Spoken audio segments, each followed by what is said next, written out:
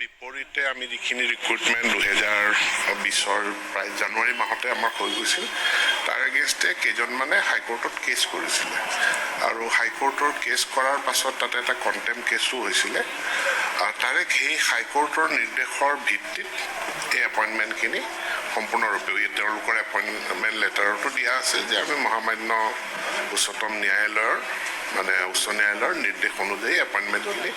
দিয়া হৈছে কিন্তু এতিয়া সেই সময়ৰ ৰুলটো অকণমান বেলেগ আছিল এতিয়া বেলেগ আছিল আৰু আজিৰ তাৰিখত আমাৰ বিদ্যালয়সমূহত এতিয়া যিখিনি ৰিক্ৰুটমেণ্ট হৈ আছে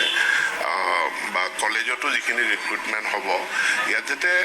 অসমৰ থলুৱা ল'ৰা আমাৰ কেণ্ডিডেটেই প্ৰাৰ্থীয়ে যাতে চাকৰিটো পায় তাৰ কাৰণে আমাৰ অসমীয়া ভাষাৰ জ্ঞান বা যিটো মিডিয়ামৰ স্কুলত শিক্ষকতা কৰিব সেই মিডিয়ামৰ জ্ঞান আৰু সেইখিনি কণ্ডিশ্যন আছে গতিকে এইটো এটা এক্সেপশ্যনেল কেছ এইটো হাইকোৰ্টৰ নিৰ্দেশৰ ওপৰত নিৰ্ভৰ কৰিব আমি সেইমতে এটা অৰ্ডাৰৰ কথাটো কৈছে কণ্টেম্প কোৰ্টৰ যিটো আদালত অৱমাননাৰ গোচৰ ৰুজু কৰিবলৈ লগা হ'ল তাৰমানে এলিমেণ্টাৰী যি ডিপাৰ্টমেণ্ট আছে ডিপাৰ্টমেণ্টে যিধৰণে কোৰ্টত কমিউনিকেশ্যন কৰিব লাগিছিল সেই সময়ত নকৰিলে এইটো চব কৰা হৈছে এইটো এটা দীঘলীয়া কেছ দীঘলীয়া প্ৰক্ৰিয়াৰ মাজত হাইকোৰ্টৰ কাৰণ আমি এখন সংবিধানৰ অধীনত আছোঁ এখন দেশ গতিকে আমাৰ যি ফাণ্ডামেণ্টেল ৰাইটছ আছে সেই ৰাইটছৰ ওপৰত ভিত্তি কৰি মহামান্য আদালতে যিটো নিৰ্দেশ দিছে এইটো আমি মানি লৈছোঁ এতিয়া যিখিনি শিক্ষকক নিযুক্তি প্ৰদান কৰা হৈছে সেইসকলে অসমীয়া মাধ্যমত আছে চব তেওঁলোকে যোগদান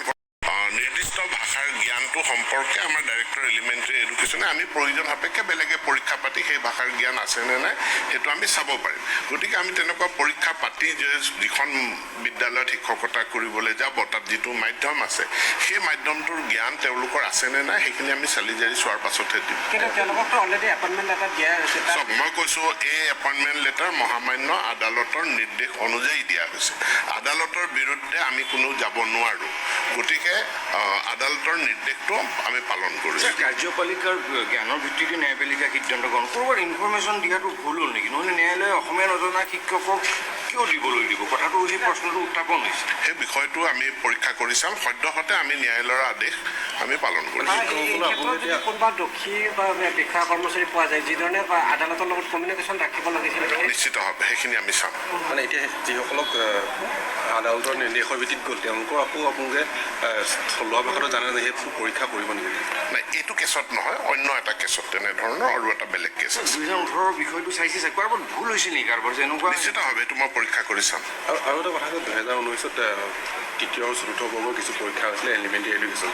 দুৰ্নীতিৰ অভিযোগত সেই গোটেই পৰীক্ষাটো বাতিল কৰি দিয়া হ'ল কথাটো হ'ল কাক দুৰ্নীতিৰ অভিযোগ ক'ত দুৰ্নীতি হৈছিলে কাক দুখীয়া সাব্যস্ত কৰিলে এই গোটেই বিষয়টো এতিয়ালৈকে ৰাজহুৱা নহ'ল চব এইটো ৰাজহুৱা এইটো লৈ পেলাই কিছু বিতৰ্ক সৃষ্টি হৈছিলে বিষয়টো আদালতৰ মজিয়ালৈ গৈছিলে আৰু যিহেতু তাৰ মাজত এটা টাইম লেপছ হৈ গ'ল এতেকে আমি সেই নিযুক্তিৰ প্ৰক্ৰিয়াটো আমি বাতিল কৰিছোঁ আৰু যিহেতু তাৰ লগে লগে আমি 1 লাখ নিযুক্তিৰ প্ৰক্ৰিয়া এটা আৰম্ভ হৈছে গতিকে আমি নতুন নিযুক্তি প্ৰক্ৰিয়া আমি আৰম্ভ কৰিছোঁ আৰু ইয়াৰ লগতে মই এটা কথা জনাব বিচাৰোঁ ইতিমধ্যে আমাৰ শিক্ষকৰ বদলীকৰণ লৈ পেলাই আমাৰ এটা পৰ্টেল মুকলি হৈছে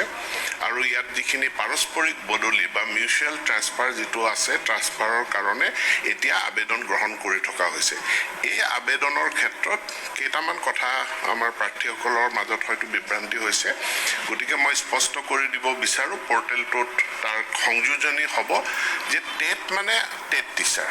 ইয়াত বিভিন্ন কেটেগৰীৰ আগত টিচাৰ আছিলে মাদ্ৰাছা থাকোঁতে টেট বুলি আছিলে এটা সময়ত আমি কিছু সংখ্যক টেটৰ প্ৰাৰ্থীকো আমি